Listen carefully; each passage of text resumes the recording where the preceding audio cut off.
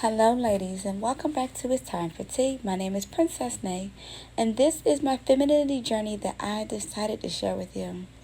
Before I get started, I would love to talk about my brand at 𝒉𝒐𝒏𝒆 where you can find in the description box where I offer dresses and accessories to make you appear softer and more classy at all events.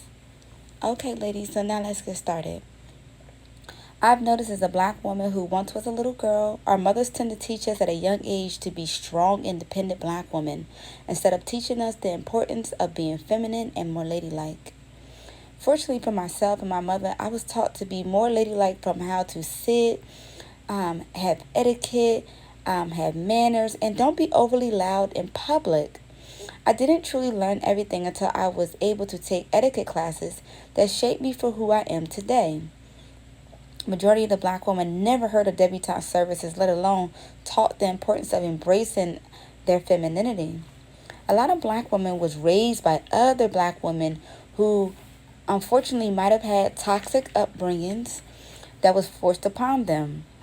With having those toxic, hard upbringings that was forced upon them, that also forced them to pick the wrong kind of men, which also have forced a lot of black women into masculine roles, let alone developing feminist mindsets that breaks down the structure of having healthy marriages, let alone separating us as women from being soft and ladylike. A lot of black women also believe being feminine or being soft makes you appear as a weakness, or that it's only a white woman thing.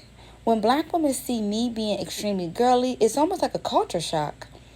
These are also the same black women who are taught light is better, slick hair is better, their hair type is ugly. But in my opinion, if it's not nappy, then I ain't happy. I love my hair as a black woman, but wearing it natural or in braids or weave is fine due to black women being the creators of all three hairstyles. The purpose of always looking pretty as a black woman is very important due to stereotypes formed against us, as if we always have attitudes, aggressive or masculine, due to the color of our skin. As a black woman, skincare is very important to always look pretty due to taking care of your skin, full lips, your nails and your toes, etc. In addition to always looking pretty is to always smell good. Besides luxury perfumes such as Chanel, Dior, or Prada, it's best to keep your body moisturized with whipped shea butter in general, or natural oils that came from the motherlands.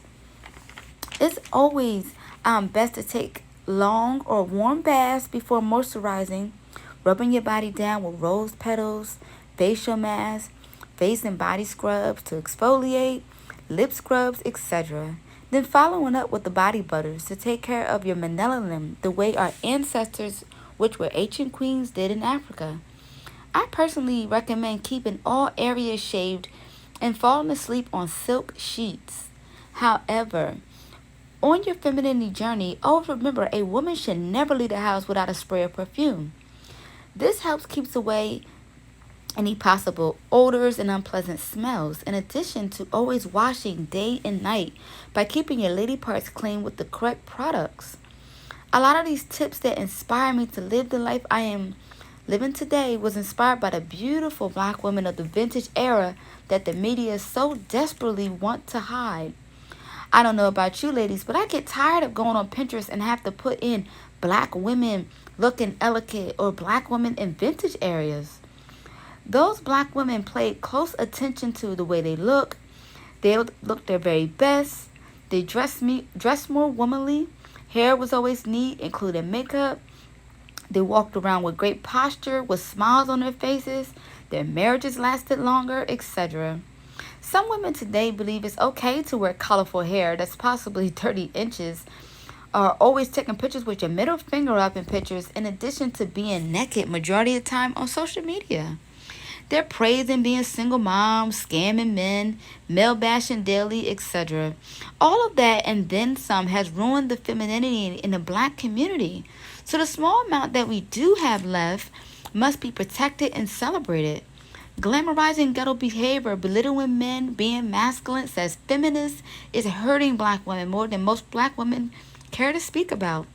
We must also stay away from drag queen makeup, and lean towards more soft looks, colors, clothing that fits our size correctly so we appear gentle versus wearing Cuban link necklaces and chains and bracelets that scream masculine energy.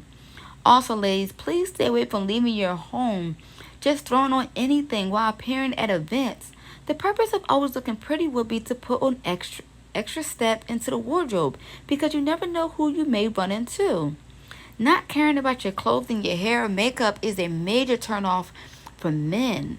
The black woman that refused to date downward wouldn't dare allow a man to not see her at her very best.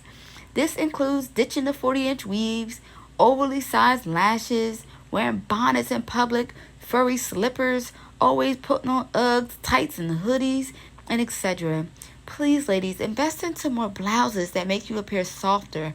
That could be materials such as that's associated with women, such as lace, silk, or satin. I gave up wearing pants to only wearing skirts and dresses every day, and I love it. I'm not saying to not wear pants, but invest into more dresses or skirts, stockings, heels, handbags, not only showing off your figure, but gives off and more of an elegant vibe versus outfits that appears that you're trying to sell yourself versus being a high value woman who belongs to a high value man of means with class and respect. But that is all for today, ladies. And please don't forget to smile at others, tell another black woman she's beautiful, remain classy and beautiful. Mwah.